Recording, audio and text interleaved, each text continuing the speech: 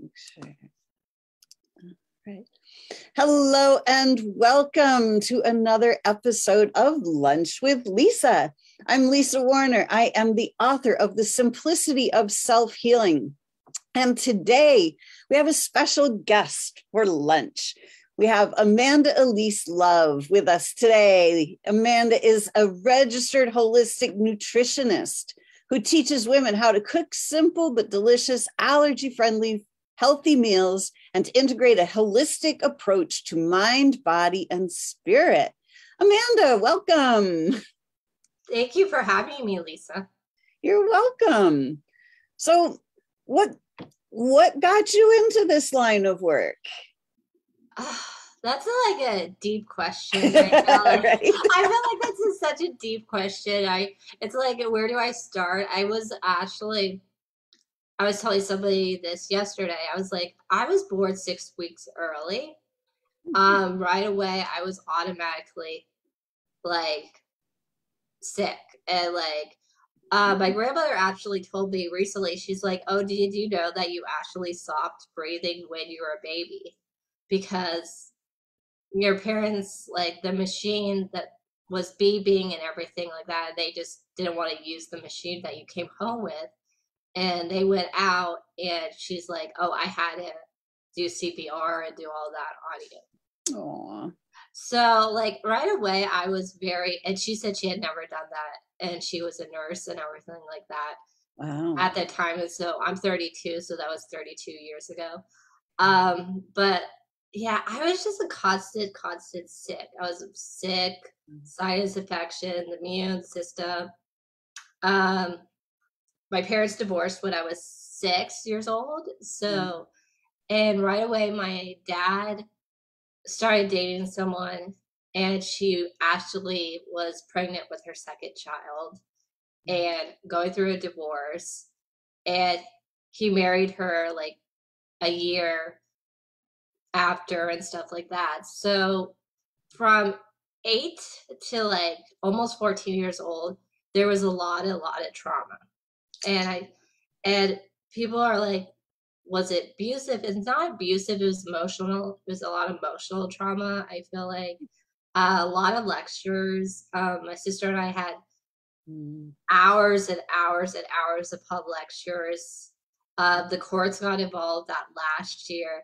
And I was the oldest out of the 4 kids. I have one sister, and she's 2 years younger.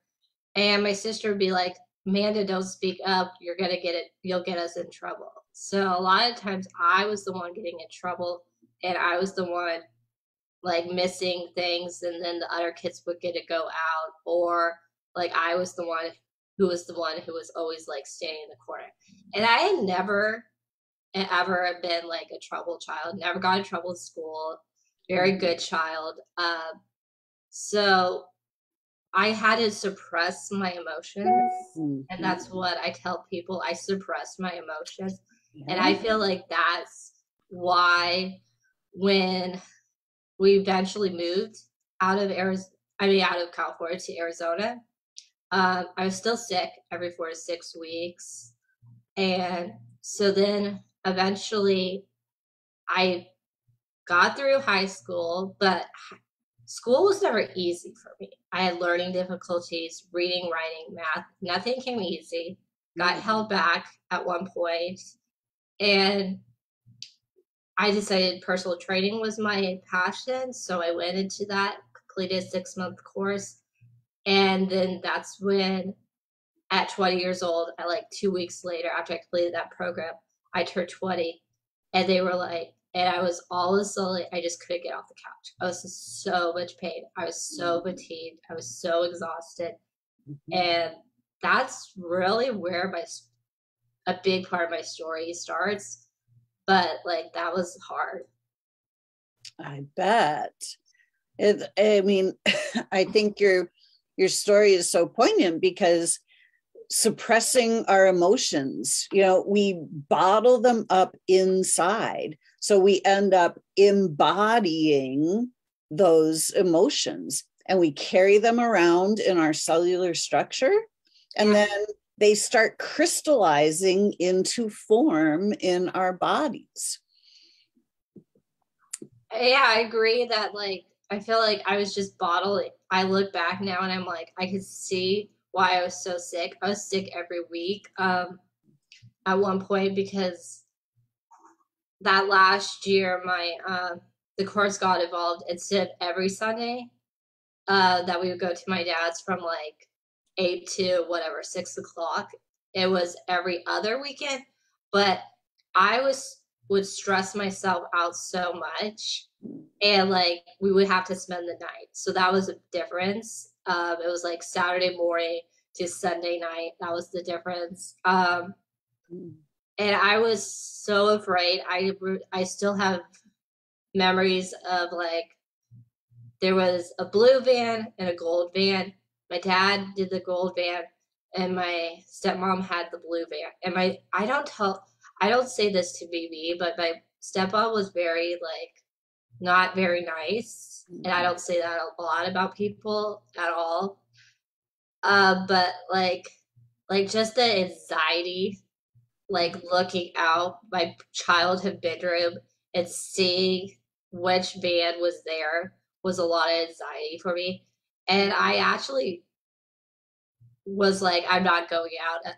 I would not go out. Some weekends I would just not go out, but my sister would actually go. Wow. Yeah, that's a lot of trauma. As humans, we take a lot of abuse. There's so much emotional abuse, so much physical abuse. We've never been taught, hurt people hurt people. So we just keep perpetuating these cycles of abuse. And until we learn how to start clearing those things out, we're going to just keep getting more and more of the same. And those things definitely turn into disease in our body. I feel like it's definitely a disease in our body because we're so anxiety is like so much and we're so stressed out.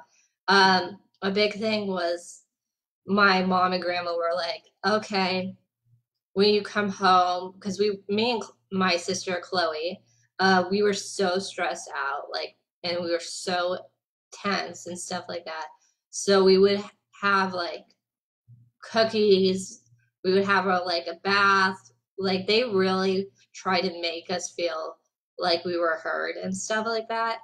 And that's a big thing. I felt like they knew how bad it was over there. And that's why they got us out of California. And I have a family member, an aunt, and she told me, she's like at my sister's wedding, and this was 7 years ago. And she like didn't live in California, so she didn't know, like wasn't around it.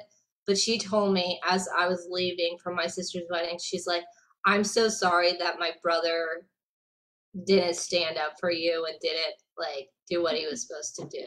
And I was like, and that was really shocking to me to hear that. Wow. Well, when we have all of these traumas and dramas, and we've never been taught how to clear these things out, let them go, and be able to move beyond them. So you ended up with fibromyalgia, didn't you? Yeah, I ended up with fibromyalgia 10 months after I turned 20 years old. It was in October, and it'll be 12 years coming up, which is amazing. Yeah. So I know that, people with fibromyalgia that have received that diagnosis, a lot of times they live with it for years and years. And a lot of times the doctors don't know what to do. They kind of are at a loss. They try lots of different drugs, and sometimes it works, sometimes it doesn't. So what was your experience with that? Oh, I had a big experience with like trying all this stuff. I went to one of the top rheumatology places. So this was in Mesa, Arizona. And they're like, well, your granddaughter's probably depressed. And of course, at 20 years old, you're depressed because you can't walk. I mean, I couldn't move. I could walk, but I couldn't move, and I couldn't take a shower. It was so painful. I didn't, and stuff like that. So of course I was depressed, and I knew they were saying something about me because I walked out of the room and I asked my grandmother, but they were like, well, you should be on some medication. Looking back, I've looked up that medication. It's for depression and stuff like that. It's an antidepressant. At 20 years old, you put someone who is totally normal. I've never been overweight, but fibromyalgia is not an overweight issue, but like I look completely normal, but you've tested me for fibromyalgia just by this like touching all the trigger points and stuff like that. But that's your only suggestion is medication. And then the second suggestion was physical therapy. And I did that I think I did that for like 6 weeks. So I did weights, which I had just done that personal training program.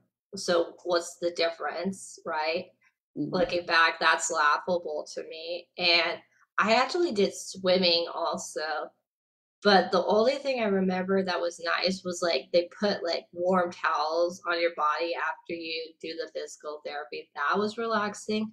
But I just would come out and I was just bawling. I was so much pain. I was just crying. And my grandmother would drive us home. And like that was the one thing, two things I did. But the second thing, I mean, after that, we were like, well, what else should we do? Right next door was like a pain management place. And they were like, well, you could do three treatments. Actually, I did 2 out of 3. But they're like, well, shoot this huge needle into your back, your neck, your shoulders, and all of this. And that's supposed to help with the pain. That's supposed to help with everything. And of course, you're awake and you're in like a hospital gown, but the blood sugar would crash. They're like, well, you have to have cookies and juice to raise that back up. And my grandmother was like, no, you're not going to do a third treatment. And so I didn't do a third treatment. Wow. Yeah. Don't you love how they call them hospital gowns? Like to try to make those things sound more appealing.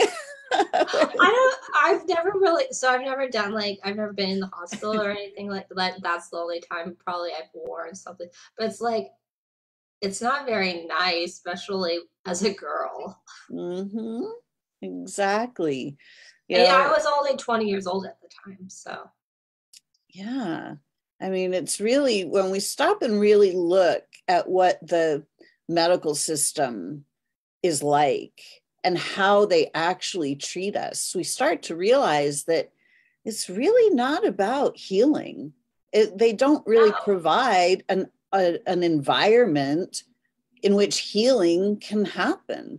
They provide a very stark, degrading, and very fear-based environment. And we can't heal in that type of environment. So how did you end up healing yourself from your fibromyalgia? So my grandmother, the following year, she found a little newspaper clipping and it said Wellness Talk by a wellness chiropractor. And he was 10 minutes away in like Gilbert, Arizona. And she went to his talk. After the talk, he was like, well, if your granddaughter has fibromyalgia at 20 years old, she's been very, very sick a very long time. And I always say this, my grandmother said a light bulb went off in her head. And she was like, oh, he really, really gets it. Mm-hmm. And so I actually found out that I had food sensitivities. Highest in his practice at the time, a gluten sensitivity, not celiac, Both parents gave me that gene. I also have a really high soy sensitivity, egg sensitivity, dairy sensitivity, and that's coming up on 10 years that I've been off of those foods. It'll be in July. And that's a big thing. I worked with him for 8 months and I did the chiropractic stuff. He did saliva testing, he did stool testing and stuff like that. But a lot of times your regular doctors aren't going to test you for food sensitivities. It's just not going to happen. Yeah. So this obviously put you on your path of becoming a holistic nutritionist. Yeah, it put me on the path. But the funny thing is, like, I've been asked, like, okay, yeah, did that put you on the path? But also the fact that, like, I always loved nutrition. So I loved nutrition ever since I was 10, 11 years old. So I always knew food was important. It was just, which one do I choose, fitness or nutrition at that point? At that point during high school, never played sports. So that was different because I was like, well, I want to do weights. What girl wants to do weights? And I'm small, so I'm only 5'2". So like, who wants to do weight training? But that's what I wanted to do. Cool. And during the personal training program, I realized I got 100 hours of just nutrition, but I was like, I love this. I want to do more with it.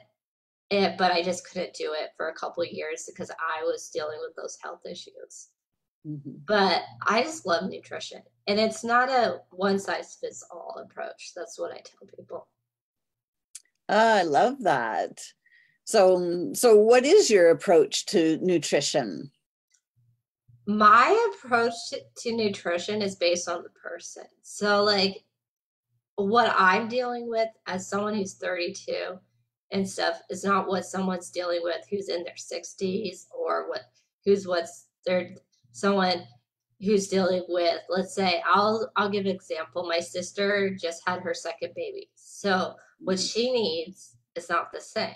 So why do we feel like, I think it's a society thing where we are like, oh, I should do this diet. It's like, or this diet. It's like, what is sustainable to you?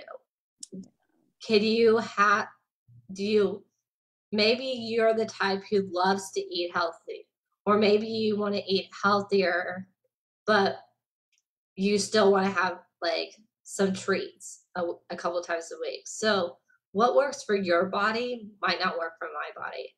Like, we're all in different stages. I feel like a lot of times, okay, somebody might be dealing with sleep issues. Okay, so what works for you might not work for me. Like, there's different things that you do. Relationships. Okay, I have different relationships than my sister, right? So, like, she's married, she has kids. I don't have kids. I'm not married. I'm not dating anyone. So, like, things like that, that's different, right? So, our environment, where we're living in the world plays a part too. Like, I'm in Texas, so it's extremely hot in Texas during the summer. So I need to drink more water than somebody who's in a colder climate, right? So I think that's the big thing, is realizing it's not a one size fits all approach, and that, like, that's why I do one-on-one consultations, is because I want to know, okay, what are you dealing with right now, and where maybe we need to focus on, not just, okay, the latest fad is not me. Yeah, exactly. There's so much misinformation out there, about all these different types of diets, and red wine is great for you, says the people that produce red wine, and coffee is fabulous for you, says the people that produce the coffee. We have all of these different messages coming at us all the time. And it's really difficult to discern amongst all of the noise out there. So how do you help somebody to discern what's right for their body? I help people discern what's right for their body. It's like, okay, doing a health history and seeing, okay, what do we need to try? I feel like a lot of times people are like, well, it's about exercise. Exercise doesn't play that big of a part of your like whole day. I love exercise. Like I'm the one. I had a friend, she's like, I don't really like to exercise, but I just do it anyway. For me, it's just like my relaxing release. I don't but I'm not normal. But most people don't like exercise. But like for me personally, I'm just like, I think the thing is also is a lot of times people's mindset plays a big part too. Okay, is your mindset in the right place to make these changes? Maybe you need to wait a couple months, right? That's a big thing. I think that's like the number one thing I tell people is mindset is number one. Absolutely. Like I feel like, have you dealt with your trauma is a big thing too. You could eat.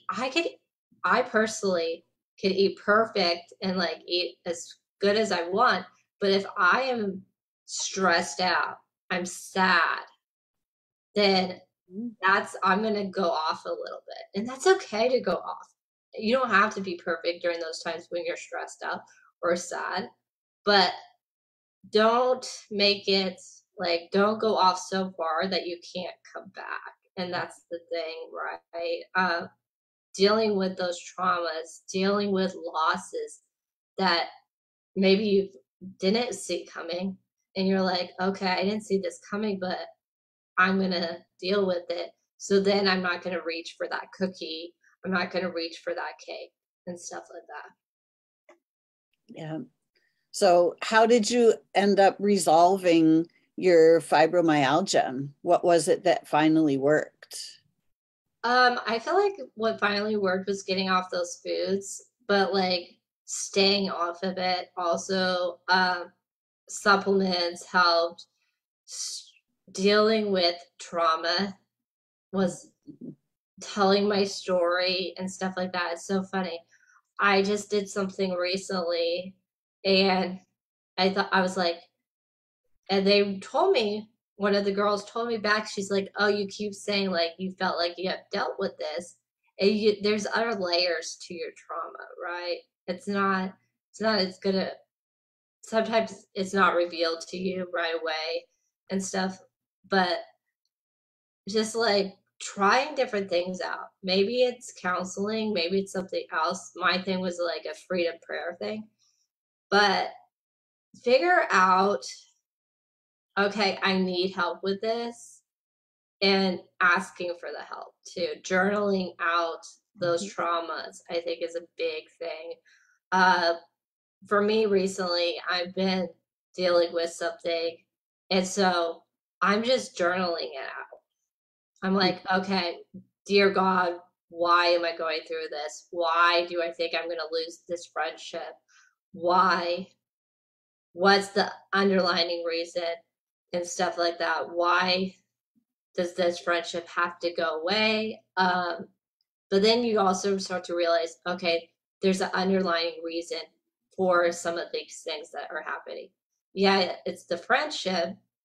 Yeah, but it's also, I had been dealing with some loneliness too. So it's also realizing, okay, I've been dealing with loneliness and I got to stop like trying so hard to like make friends. And that was a big thing for me to learn. Mm. Yeah, it's really confusing in this society. It's really hard to know, to be able to meet the like-minded people that are going to really help us and lift us up. And I think that the asking of the questions was a really big thing. What I discovered on my own personal journey was in the beginning, I was asking all of these questions like, why me? Why is this happening to me? Blah, blah, blah. And then I realized after a little while, it's like, I really don't need the answers to this. I need the answers to the question of, what do I need to know to change this? And I started asking some better quality questions of myself. And, when I really got quiet, and got out of the mind where it was running around and around and around, when I got finally to that space of stillness, where when the mind quiets, it's like the veil opens up and the wisdom of the soul flows through. And suddenly we start to realize that, oh, I've had the answers all along.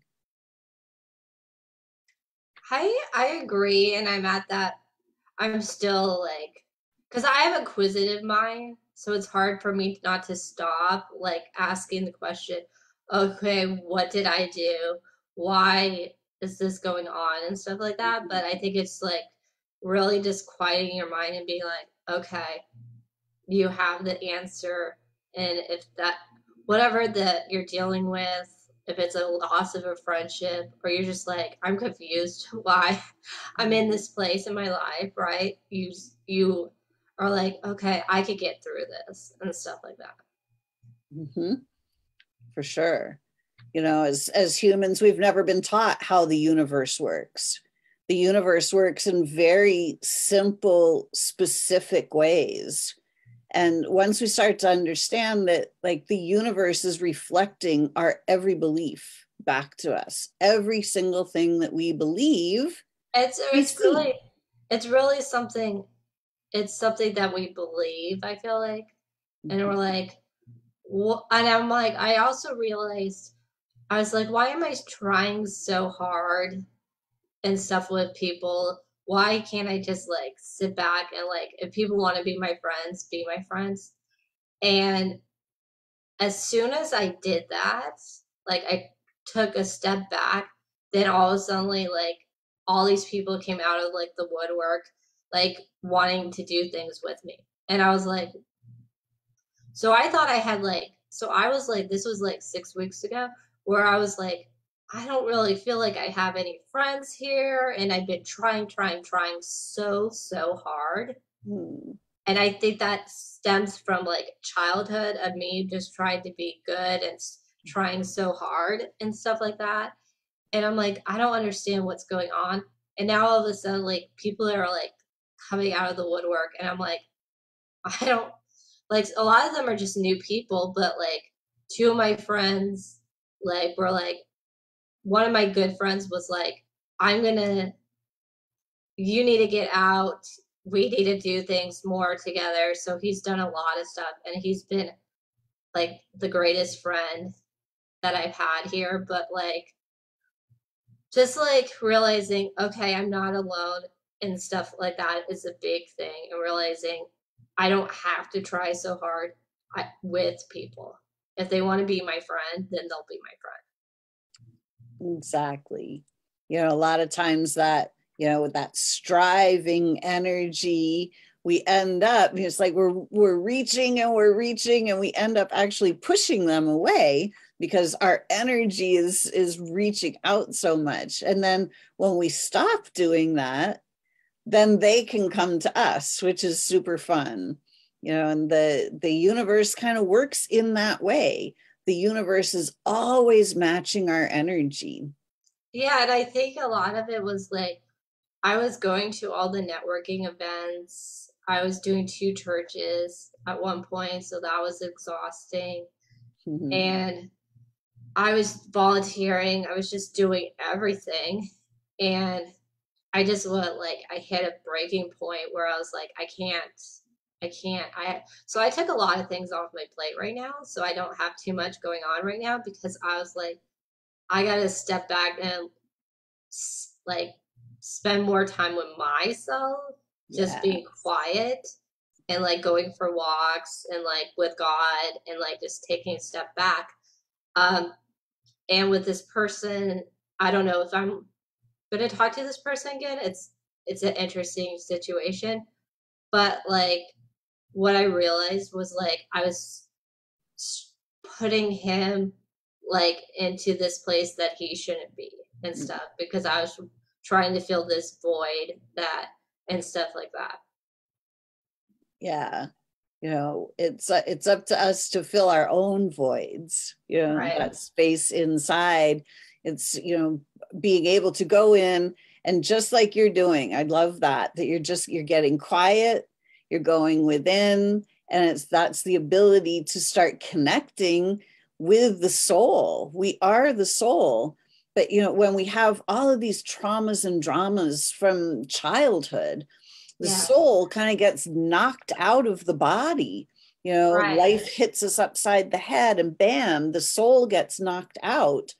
And then we're the body and the mind, but the soul is like off somewhere else. It's just because we've gotten knocked out of our own body. And when we get quiet and we start to focus inside and we start to focus on who we really are, it starts bringing that soul back in. It starts making that quiet, still space for that soul to come in. And that's when the healing really starts to happen. And it's interesting because I'm like looking back at the last like 6 weeks, I'm like, I knew this was supposed to happen and stuff like that.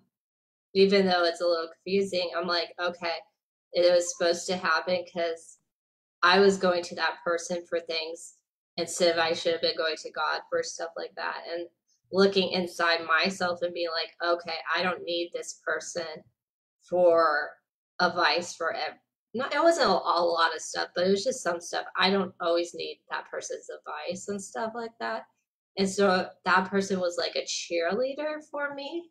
Mm-hmm. And like I don't have that person now, so that's an interest. Like I don't have a person like that now, so that's like a interesting thing to realize. I'm like, oh yeah, he was a cheerleader for me, but realizing it's okay, like if we don't talk again, but also realizing I could do things that on myself, I can make decisions, I can figure things out, but also like just taking time and not filling up my time with like all the things I think is also a big thing. Like I've taken so much off my plate where and it's weird because I'm like, I don't feel like I'm bored, I don't feel anything like that. And that's a big thing because I think a lot, like when I first moved here, like I just did so much because I was like, I need people. I need to meet people. I'm lonely. And now I'm just like, yeah, I'll do the thing, but I'm not going to do something if I don't enjoy it. And that's a big thing too. For certain. We're coerced and convinced that we have to do all of these things that we don't enjoy. Yeah, And we don't. Yeah. And I love what you're saying about you're starting to realize that you already have all of the answers inside. yeah, I was doing things and I realized like I was doing back in January, like I was doing a Bible study and I just was like, why am I doing this? Like I don't enjoy doing this. I don't like the format for one thing, but like from September up to January, I did all the things. Like I went to all the young adult things. Like I did all of that stuff. I went to all the movie nights. I went to all of that.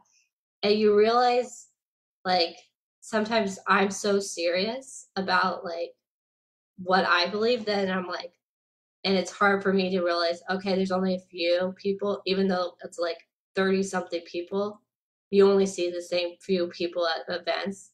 So it's hard to like be like, okay, how do I get to know people? And then I'm like, I don't even know like if I care. And it's not like I am the type of person who I love people and I love getting to know people, but I was like, this isn't right. Like, I just don't feel right doing this Bible study. It just doesn't fit me. And I'm bored. I'm bored. And like, that's a big thing too. Um, there were some great people and stuff like that, but like, I just have a different personality than a lot of people, I feel like. So that's a big thing too, is learning to be okay with the fact that I do a lot of interviews. I do my podcast. So I'm more open than a lot of girls are. I think that's the thing I've learned. And also, even guys. I mean, guys are more open, I feel like, but even that, it's hard too. For certain. Yeah, it's really, really important to be able to listen to ourselves, to take that inner guidance. When something doesn't feel in alignment, it's okay to say no. It's actually our duty to say no, because it's our soul saying, hey, there's a different direction that we need to be going here. So the ability to listen to that inner guidance is so crucial. So good job for you. Well, yeah, it's so funny because you say that, because I was actually I don't know when I interviewed you for my podcast, but like at one point I was just like, I'm done.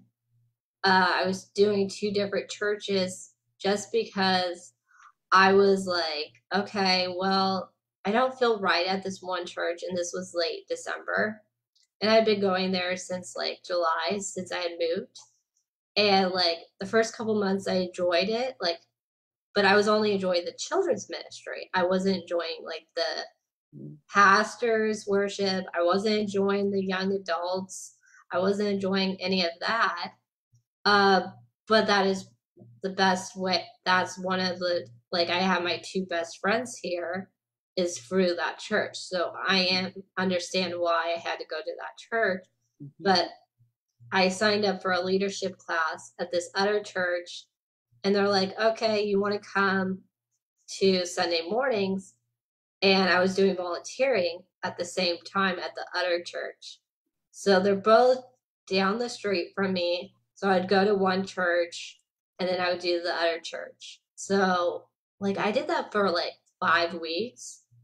And then I got 4 or 5 weeks, I think. And then I was just like, I'm like, you know what? Like, I'm not going to serve. And then the second week, the children's minister lady was like, well, is something wrong? Because I said no to decline. I declined serving, and she was like, well, I was like, I was like, I can't do this anymore. I'm burnt out. And she's like, oh, of course, because I pretty much was serving every single week, and that's a lot. And from like 8:30 to 1 o'clock, like it's a lot because you go to this church and you go to service, right? And I think the biggest thing was like, okay, I served she's like, oh, can you help like serve with the kids Easter Sunday? And it was very interesting to me. And I didn't feel like, I was like, oh, this is interesting. I didn't feel a pull to go back to doing it. And that was a big thing for me because I was like, I thought, oh, I would not want to go back and I'm just going to take a short little break. But I don't feel like a pull to go back to doing that. And that's a big thing. And also the fact that depending on the week, I was doing it like a couple other times during the week, also with the kids and stuff like that. So it wasn't just the one Sunday, like it was like several times a week, depending on the week, like 2 to 4 times a week. And I was like, I just gotta go rid of the volunteering part. So, I mean, I still do the kids, but it's not like over like too much, right? And I just felt like, okay, I gotta make a change. And I'm very good at listening to like what I feel and intuition and stuff. So, like, when I went to that new church, I'm like, okay, this feels better. This feels more what I need and stuff like that. But I still didn't, I was like, I don't really know if this is the right church. But like, something happened like 2 weeks ago where I'm like, okay, I think this is the right church. Nice. The universe always gives us the confirmations. It'll always give us the nudges. When we start to really ask the questions, we always get the answers. Yeah, The answers are always inside. Yeah, I think I got the answered when I was like, oh, I realized, I was like, okay, I did this. I loved the leadership class. Um, I did this prayer freedom thing. So I got some memories came up with my dad and stuff like that. Did some forgiveness stuff, which I had never like done before. Mm-hmm. And then I'm probably going to do it again next month. But also the fact that I realized, I'm like, that's interesting. Like people I don't even know, like I'm crying with them. And I'm like, that's interesting because like the other church, I was there for like 7 months. I didn't cry with anybody. And I'm like, now I've cried like 3 times at that church. And I've only been there for 2.5 months. So like getting confirmation about that. Going to actually just enjoying what the pastor was talking about also makes a big difference, I think. Because, like, the other church, for whatever reason, I just was not, like, into the messages and stuff. And sometimes they would say things that just would rub me the wrong way. I was like, yeah. So just like the messages, there's a discipleship school that sounds really interesting that I'm probably going to apply to in the next month. So, like, just things like that, where it's like, okay, it takes steps, but like, it's coming together, right? Beautiful. So, all of these things are part of our healing journey when, the ability to start to listen to ourselves, to start tuning into our inner guidance, to have the ability to say no to the things that are misaligned, and the ability to say yes to the things that feel good, so that we can start becoming the version of ourselves that we truly want to be. Because healing really is all about becoming the version of ourself that is already healed. And I think it's also the fact that we don't need to fill up our time with everything too. Precisely. Because Great it's point. because you're filling up loneliness, really, and it's stuff like that. You're just filling it up with people and stuff. And can you actually take a step back and be like, okay, I could be with myself and that's okay. Like I could spend time with myself and that's okay. I don't have to, and this is my thing, I've really worked on and stuff. It's okay to watch a TV show. Like I'm not a huge TV person, and I'm not a person who relaxes easily. So taking time for a walk is good, or watching a TV show, or even staying up later than normal. I stayed up to midnight just because I was watching a basketball game, right? And like that's okay because I'm giving myself permission for that. And like it's okay to have a guilty pleasure or whatever. That's my thing. But like it's okay. You don't always have to be so strict with your schedule and stuff like that. You could sleep in and stuff like that. Because I'm super hard on myself. So just giving myself permission to be like, okay, it's okay. You don't have to get 20 things done, or you don't have to have your place like spotless or clean or whatever. It's like a big thing too. Exactly. Being gentle on ourselves, learning to love ourselves, to respect our own needs, to respect our own desires and wishes, to be able to be okay with ourselves is the most important part of healing, because it's the dis-ease is when we're living as not ourselves. Yeah. And this society really forces us into these patterns of being not ourselves. So I love this story. I love that you are really starting to tune in, and that you have learned how to overcome these things that so many people say you can't overcome it, you're stuck with it for the rest of your life, or we don't know what to do.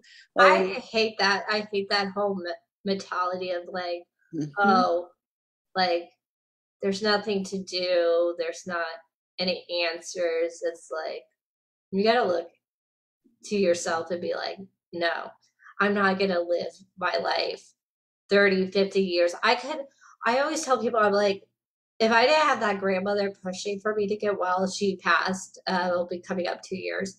But if I didn't have that grandmother, where would I be now? Probably sick on 10 different medications, 20 medications. And that's the big thing. A lot of people with fibromyalgia, they just get on tons of medications and then it's just a slippery slope, right? And like that too. So what are you doing to get better? It's like, is the big thing. Relationships, food, supplements, your environment. My environment last year that I was living in wasn't the healthiest. So I moved to Austin, Texas. And I now am like, I have no family, I have no friends. And so that was just a big change in itself. So I've gone through so many changes and I'm only 32. But it teaches you though, you could overcome any challenges that is thrown your way. Exactly. Yeah. And we're here to be able to overcome those challenges and to actually clear those challenges out so we can start living an unchallenging life. We don't need to be challenged by life. We're here to be able to enjoy our lives. And when we can start listening to ourselves, since childhood, we've all been taught, listen to your mother, listen to your father, listen to your teacher, listen to your doctor, listen to the preacher, listen to your friend. Right? But we're not taught to listen to ourselves. And the healing really comes when we start listening to ourselves and we stop listening to all the guidance, the external guidance, the world that wants to guide us in their direction. But other people's directions are not our direction. And to be able to sit and tune in to what's your soul song? What did your soul come here to do? What's your gift to the world? What's your piece of the puzzle? What are the things that you love to do? Because when we start following those things, that's following the soul's path. And healing just happens when we start doing that. So I agree. I think we need to realize, okay, what do we want to do? How are we going to live our lives? And we don't need to say yes to everything. It's a big thing. I think that was my problem, was that I was just saying yes to everything. Because I was like, I don't want to not have something to do and stuff like that. So I would say yes to things. And I said yes to, like, last weekend, I went to, my friend was like, oh, we'll do a game night at his house. So we did a game night, and that was with two of his coworkers. And that was a blast. That was so much fun. But then the next night, he's like, well, I know a bunch of people, and he didn't really know them and stuff like that, but it was like an other game night type of thing.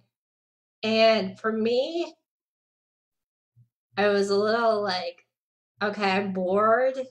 And I'm like, it's 12 people. I don't know any of these people. I just know you. And these games are they're just a little out there. And I'm like, I'm not going to do this again. Like, and stuff like that. So it's just learning. It's like, okay, what lights you up? What is fun to you? And stuff like that. Like going to a group thing with 12 different people, and I don't know these people, and I'm not going to become friends with these people. That's not fun to me. But if it's like like you and like two other people, and I don't know those people, but I can still like talk with those people, and that's more fun to me. Smaller groups are more fun. Doesn't mean I don't like networking. I love networking. I love stuff like that. But it's realizing, okay, I don't have to say yes to everything just because a friend asked me to do it. Mm-hmm. Exactly.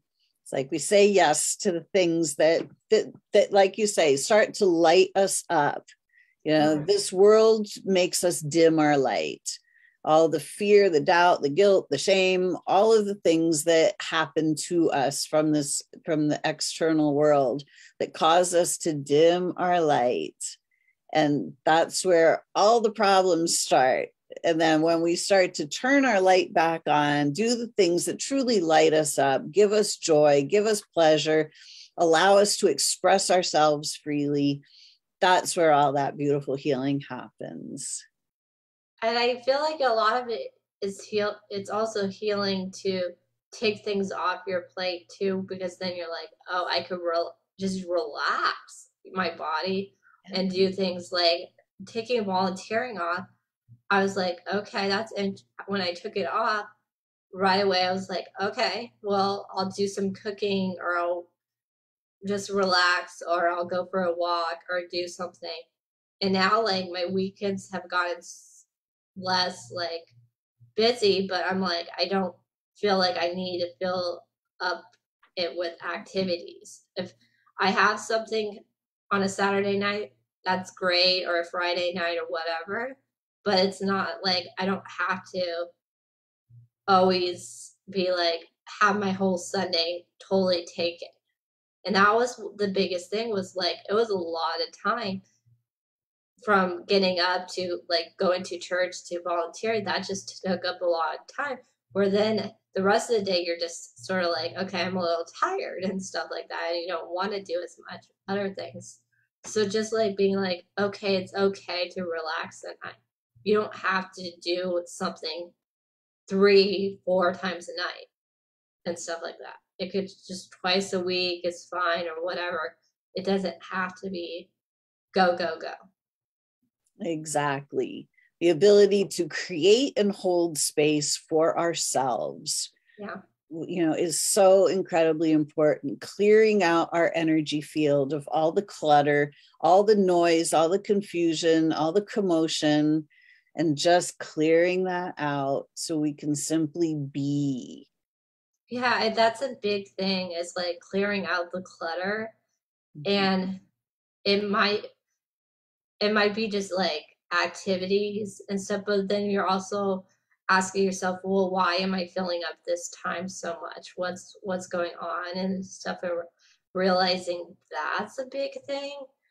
And also you might have to clear out some relationships and stuff like that. If you're giving so much into that relationship, and they say something like, well, you're probably giving more into this relationship than I am, then that's a sign too that you need to step back from that relationship. And that's just from my personal experience also. But like looking at the relationships and being like, okay, I'm your relationships that are in person might be a little more important than the people that you don't get to see all the time, and that's okay. It's you have different relationships, you have friendships, you have your family. Depending on your family, maybe you're close to them, maybe you're not. You have people, not you have business acquaintances. Not every You have church friends, you have work friends, and not all of those friends are going to be your best friend.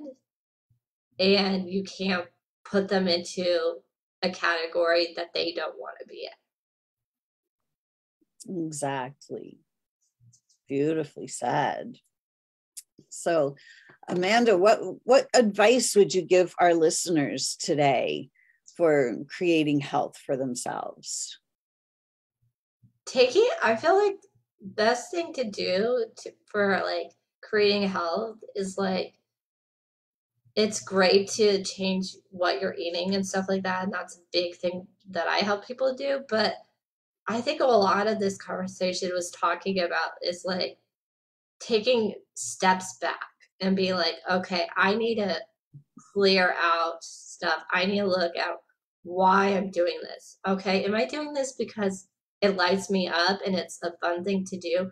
Or do I just do this because I'm bored or I'm lonely or I can't say no to somebody, right?